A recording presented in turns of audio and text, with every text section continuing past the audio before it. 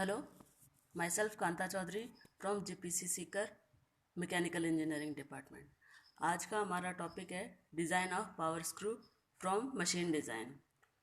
पहली बात, power screw होता क्या है? What is the definition of power screw? A device which is converting rotary motion into linear motion to transmit the power is called power screw. वो device जो rotary motion को linear motion में transfer करता है उसे power screw कहते हैं। जैसे लेथ का लीड स्क्रू। लेथ के लीड स्क्रू में क्या होता है कि लेथ का लीड स्क्रू जब रोटेट करता है तो उसका जो टूल पोस्ट होता है वो आगे पीछे घूमता है। ठीक है, तो जब उसको रोटेट कर रहे हैं, लीड स्क्रू को जब रोटेट कर रहे हैं यानी उसे रोटरी मोशन दे रहे हैं, तो जो टूल पोस्ट है वो जो आगे पीछे हो रहा है वो क्या हो रहा है? लीनियर मोशन में हो रहा है। तो पावर स्क्रू क्या हुआ? A device which is converting rotary motion into linear motion to transmit power screw. इसके example, lead screw in lathe machine का लीड स्क्रू। स्क्रू जैक में क्या होता है, हम उसे रोटेट करते हैं और screw jack up and down motion करता है। Power screw in machine vice, testing machine, presses, इन सब में। अब पावर स्क्रू के फायदे क्या होते हैं? What are the advantages of power screw?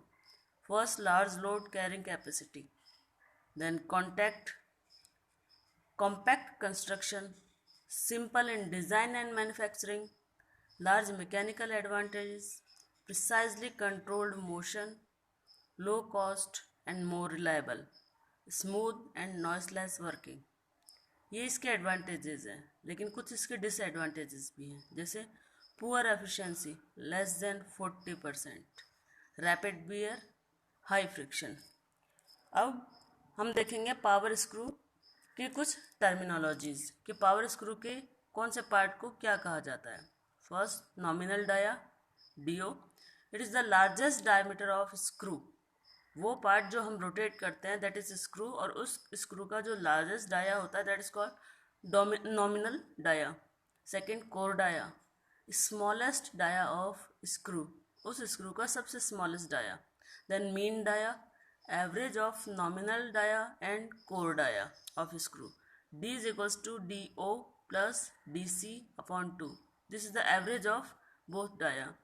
Then pitch.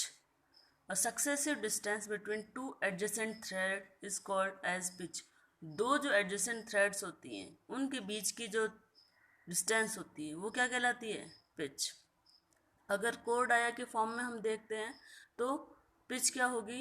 जो नॉमिनल डाया है उसमें से जब हम पिच माइनस कर देते हैं तब हमें कोर डाया मिलता है।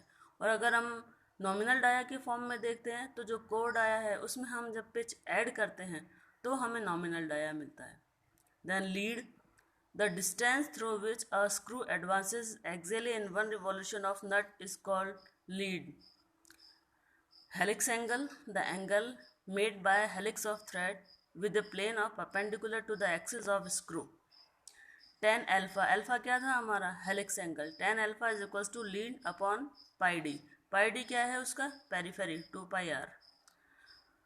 पावर स्क्रू की कुछ और टर्मिनोलॉजीज, जैसे right hand thread, when the axis of screw is vertical and if the thread slope upward from left to right is known as right hand screw. Right hand screw क्या हुआ? जब जो thread है वो left to right move करती है तो right hand screw. और लेफ्ट हैंड स्क्रू क्या हुआ?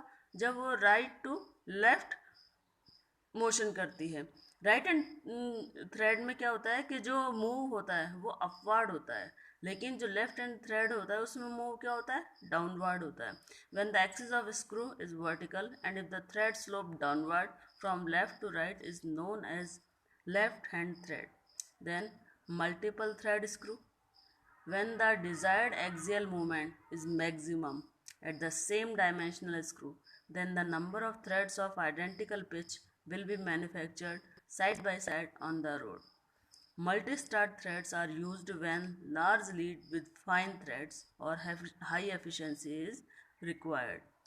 Multiple start threads are double, triple, quadruple start screws.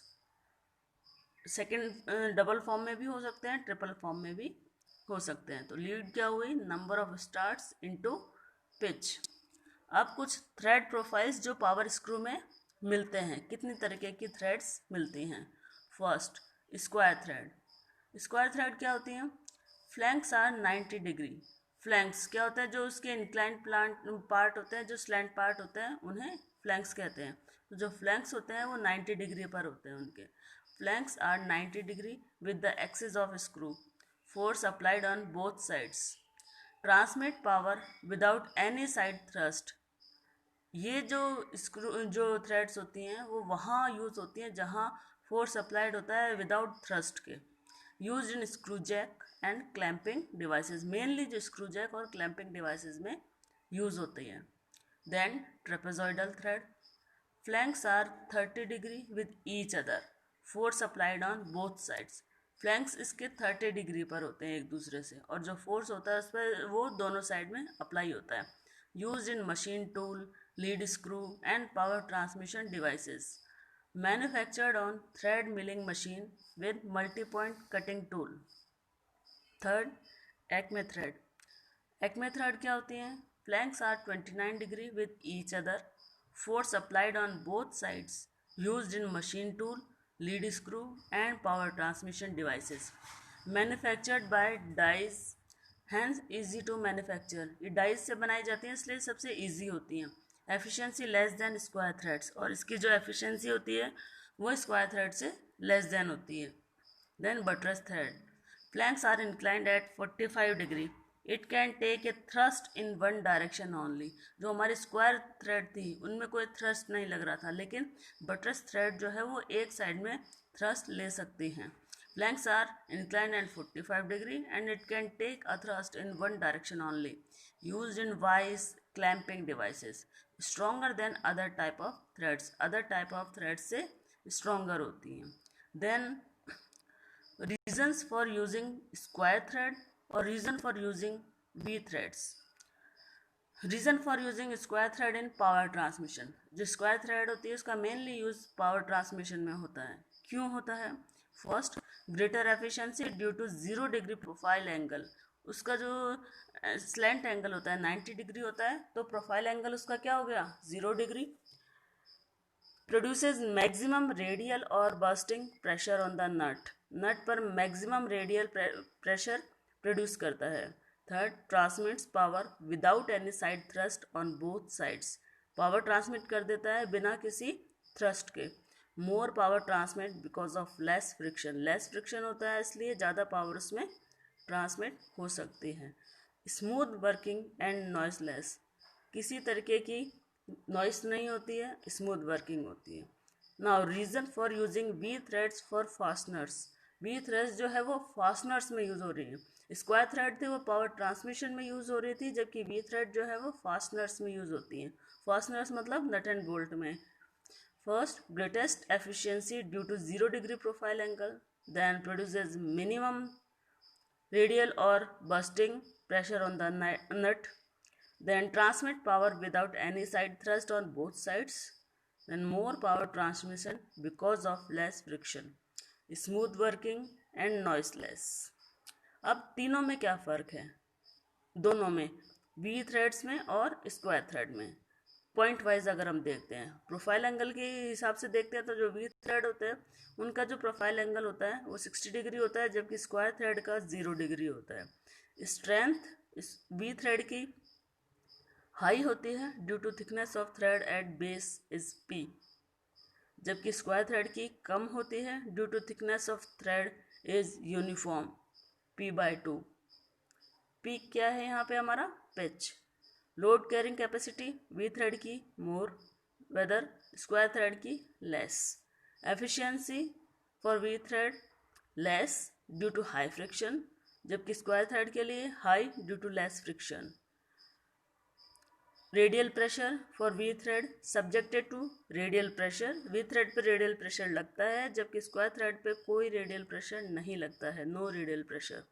Manufacturing V thread की इजी होती है, वेदर स्क्वायर थ्रेड की डिफ़िकल्ट होती है। और कॉस्ट जो है वो वी थ्रेड जो है चीपर आती है in the comparison of square thread. This is all about power screw. Thank you.